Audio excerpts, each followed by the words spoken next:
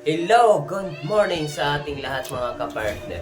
Ngayong araw na to ay ngayong araw na to ngayong buwan ng February 28, 2025. Nag-aagawan po ng saging sa probinsya.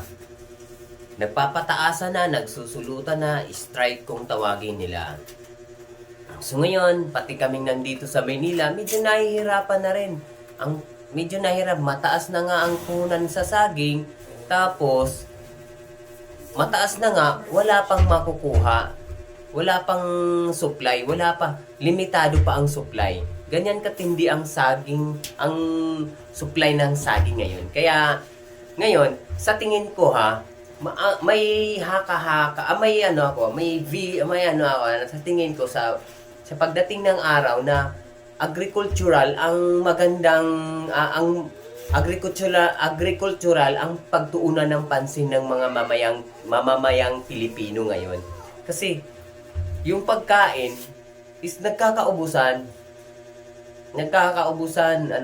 dumadami na kasi ang population ng Pilipinas. Kaya ngayon, maraming nagko-consume ng mga produkto or yung mga maraming consumers.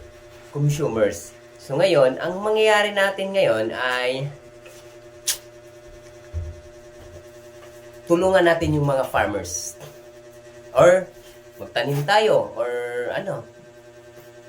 farming, agricultural business.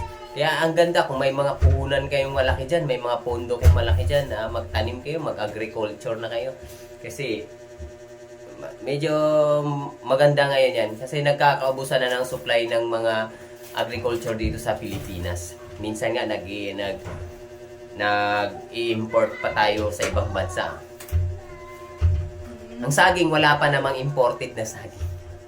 Tayo ang nag-i-export ng saging sa ibang bansa. Yung saging na green, Stanpilco.